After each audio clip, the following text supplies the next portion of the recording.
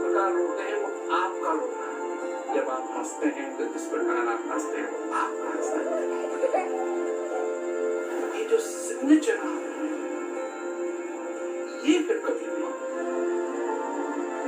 आप जैसे बहुत आप जैसा कोई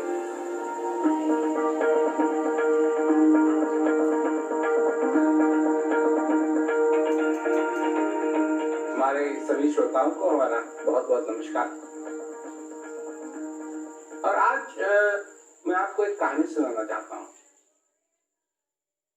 और कहानी कुछ इस प्रकार है कि एक औरत थी और उसका एक मकान था। काफी बूढ़ी हो चली थी वो, और उसके मकान के आसपास उसी जमीन भी थी, उसमें वो कुछ जानवरों को पालती थी। तो उसके मकान में एक छोटी सी चुहिया भी रहती थी,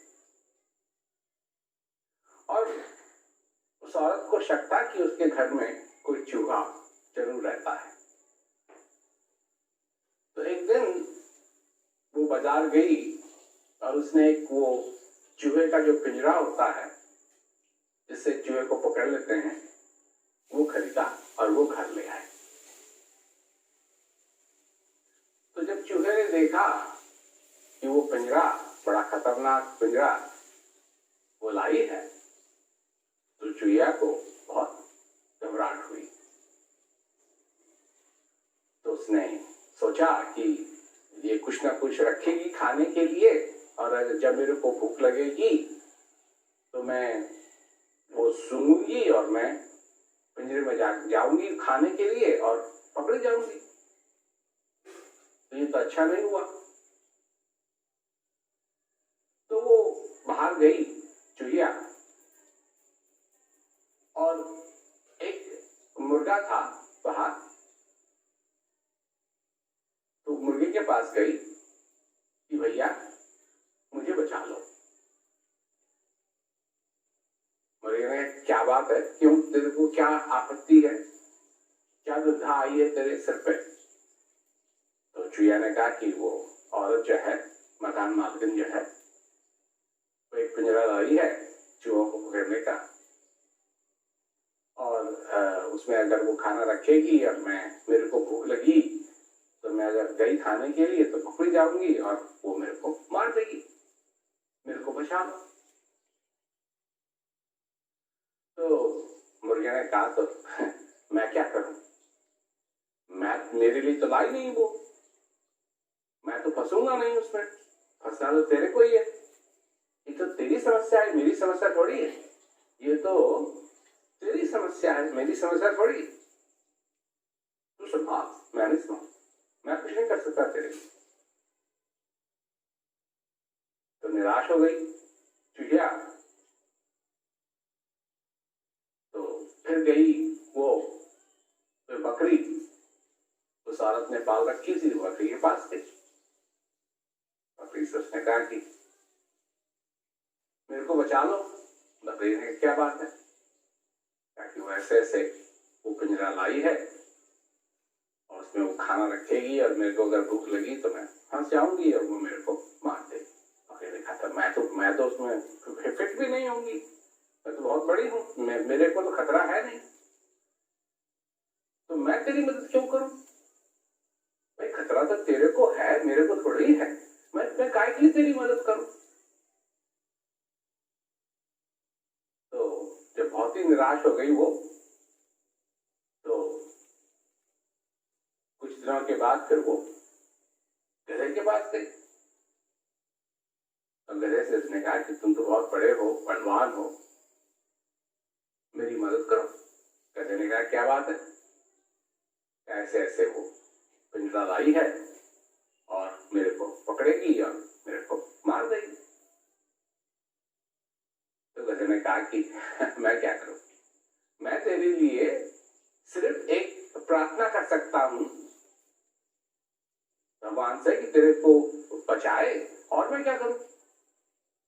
मेरे लिए तो लाई नहीं है, मैं तो उसमें फिट भी नहीं हूंगा, मेरे को तो कोई दिक्कत है नहीं, ये तो तेरी समस्या है। तू संभाल, मैं क्यों संभालू? खैर चिड़िया सचमुच में बहुत ही निराश हो गई कि कोई उसके लिए कोई बचाने वाला नहीं है। तो एक दिन क्या हुआ कि एक सांप उधर से गुजर रहा था और वो उस पिंजरे में जाके फंस गया। अब फंस गया तो सांप ने वहां से चलने की कोशिश की तो आवाज आने लगी। रात का समय था, बहुत अंधेरा था। तो जो औरत है उसने जब आवाज सुनी तो उसने सोचा कि चूहा फंस गया, तो बाहर आई अपने कमरे से। बाहर आई और वो टटोलने लगी और सांप ने उस सांप को डस ली। अब जब सांप ने डस लिया तो वो चिल्लाई और उसका पड़ोसी आया। तो पड़ोसी आया तो उसने देखा कि ये हो रखा है कि वो उसको सांप ने डस लिया है, तो वो उसको अस्पताल ले गया। अब अस्पताल ले गया, वहां उसका इलाज हुआ। तो ज्यादा गंभीर तरीके से नहीं काटा था सांप ने। तो थोड़े दिन के बाद वो घर आई। जब घर आई तो क्या कहते हैं, डॉक्टर ने कहा तू घर ले जाओ या वहां आराम कर ले। तो जब घर आई वो तो बिल भी आया अस्पताल से।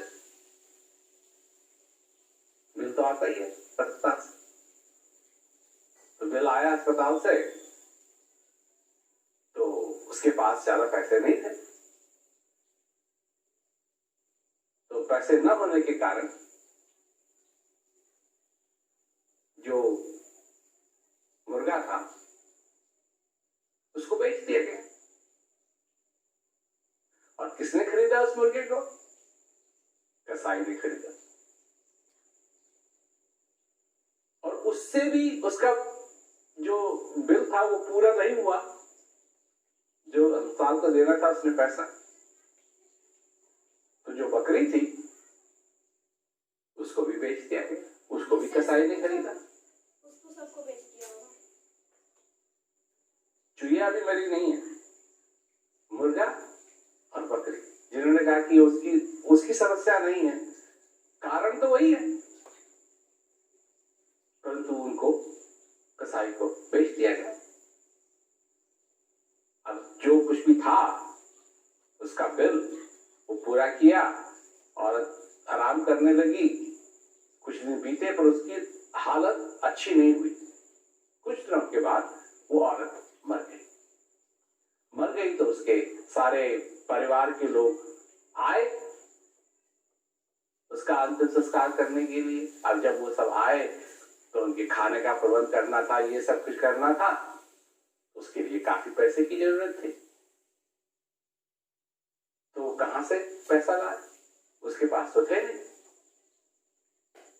तो जो गधा था उसको बेच दिया गया और उससे जो पैसे मिले उससे उसका अंतिम संस्कार, खाना पीना, लोगों का जो कुछ भी करना था वो हुआ। पर जिसने उस गधे को खरीदा वो बहुत ही अत्याचारी था और खूब उसको मालूम था कि वो खूब काम करवाएगा उस गधे से, पीटेगा उसको, मारेगा उसको। तो ये हुआ। अब इसमें है क्या कि अगर वो सचमुच में उस छोटे सी चिड़िया की मदद कर देते,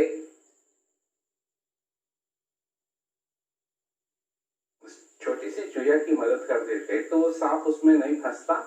और अगर जो सांप उसमें फंसा वो नहीं फंसता तो कोई उस औरत को नहीं डसता। और अगर औरत को नहीं डसता तो ना तो मुर्गा, ना बकरी और ना गधे को जो कुछ भी उनके साथ था वो खोना नहीं पड़ता। आपको ये कहानी क्यों सुनाई? इसका मतलब है कि कई बार हम ये समझते हैं कि जो हमारे साथ हो रहा है वो हमारे साथ हो रहा है, या कोई किसी के साथ कुछ हो रहा है वो हमारी समस्या नहीं। परंतु जब तक हम इस संसार के अंदर हैं तो हमको ये देखना है कि जो औरों के साथ हो रहा है वो हमारे साथ भी हो सकता है। जो औरों के साथ हो रहा है वो हमारे साथ भी हो सकता है।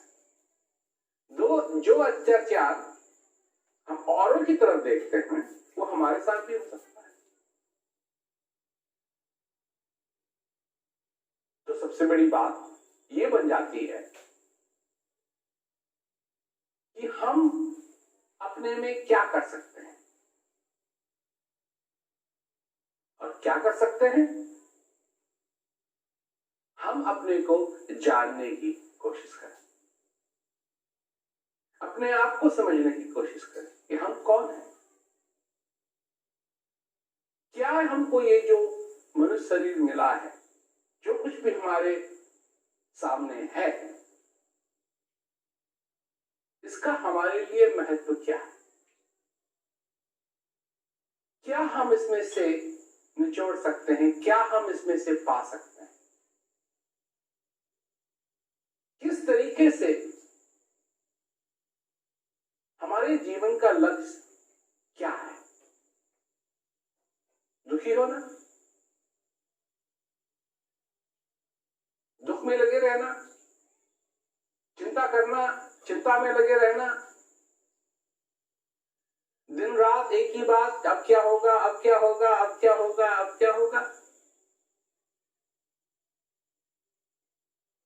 या इस जिंदगी के अंदर इससे भी बढ़ के कोई चीज है?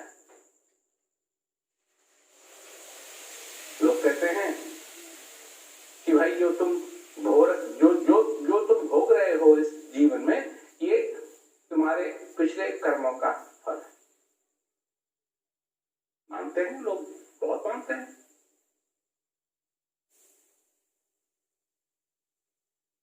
परंतु वो समझाने वाले ये नहीं समझाते कि हमने किया क्या पिछले जन्म में। ये जो चिंता है, जो बोझ है हमारे ऊपर, ये हम भोग रहे हैं उन कर्मों की वजह से। तो वो कर्म क्या थे ताकि हम उनको आगे न करें?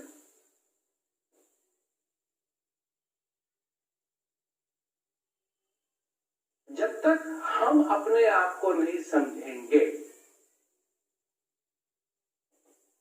हम किसी और को कैसे समझ पाएंगे? जब तक हम अपने आप को नहीं समझेंगे तब तक हम ये कैसे समझ पाएंगे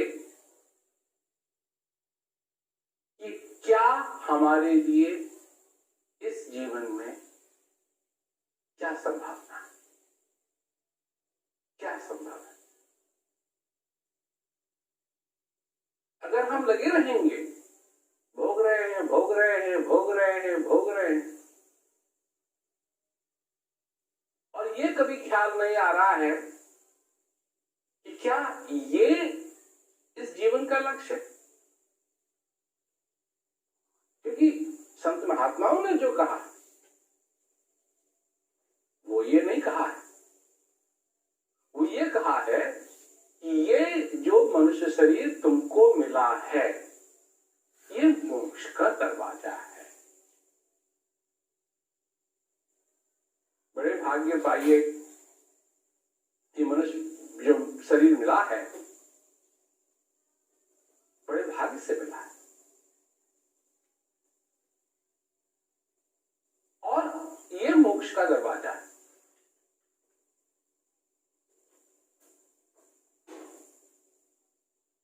और अगर ये सचमुच में मोक्ष का दरवाजा है तो क्या हम, क्योंकि मोक्ष भी, इसकी भी, ये भी बहुत बड़ी बात है। एक ये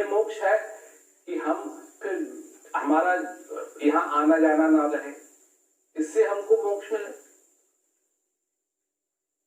पर एक छोटा सा मोक्ष जिसकी हमको जरूरत है कि हमको अपने चिंताओं से मुक्ति मिले, हमको अपने दुखों से मुक्ति मिले, वो भी तो मोक्ष है।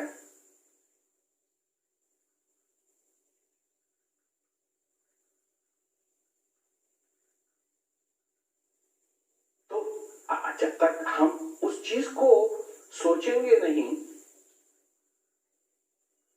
जब तक उस चीज को हम समझेंगे नहीं, तब तक आगे जाएंगे कैसे, आगे बढ़ेंगे कैसे? और तभी ये संभव है क्योंकि सारी चीजें जो हमारे सामने इस समय हैं, ये मुसीबत है, ये मुसीबत है, अब क्या होगा, ये क्या होगा, ये क्या होगा, इन सारी चीजों को लेकर के जो आज हो रही हैं, लोग डरेंगे। और मैं लोगों से यही कहता हूं कि डरने से कुछ नहीं होगा, डरने से कोई चीज कम नहीं होगी।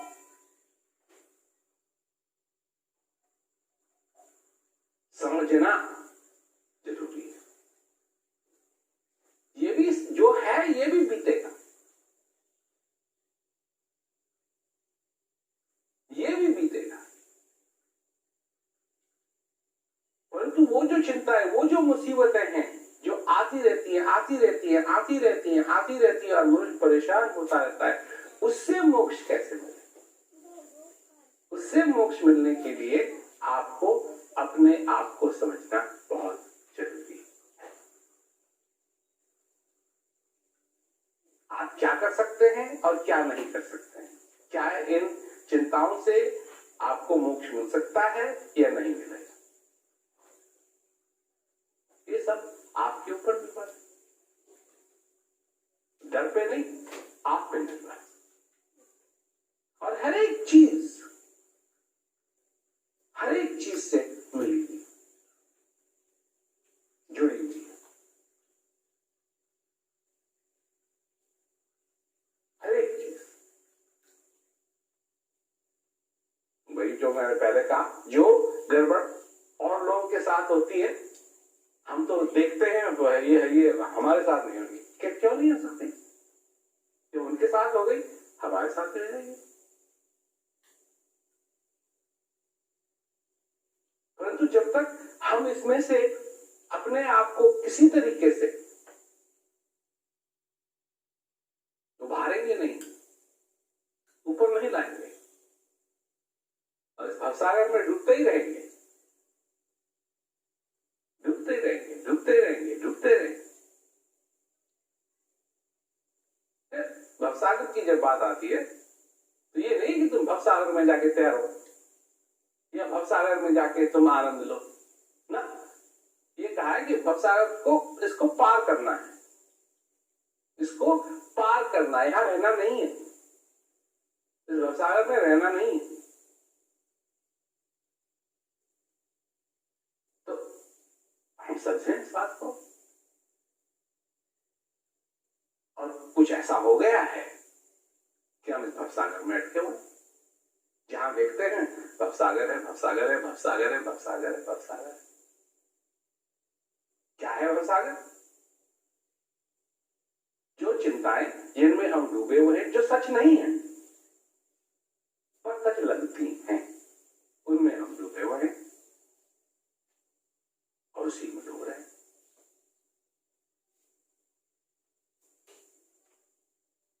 भवसागर बहुत ही व्याख्याएं हो सकती हैं, परंतु एक तो ये व्याख्या जरूर होगी कि ये असली नहीं है, माया है, सत्य नहीं है, असत्य है, और असत्य में हम डूब रहे हैं। और जब तक हम अपने आप को नहीं समझेंगे तब तक इस असत्य में डूबते रहेंगे, बाहर नहीं निकलेंगे। तो सबसे बड़ी बात ये मैं कहना चाहता था आपसे कि डर से नहीं, जो अंदर से शक्ति है उससे, समझ से हम इस चीज का सामना करें। जो हमारे अंदर असली ताकत है उससे हम इस चीज का सामना करें। और अगर उस शक्ति से, जो सचमुच में मनुष्य की अंदर की शक्ति है, उससे अगर हम सामना करेंगे तो जीत भी हमारी होगी। ये मैं कहना चाहता हूं। तो सभी श्रोताओं को मेरा बहुत बहुत नमस्कार।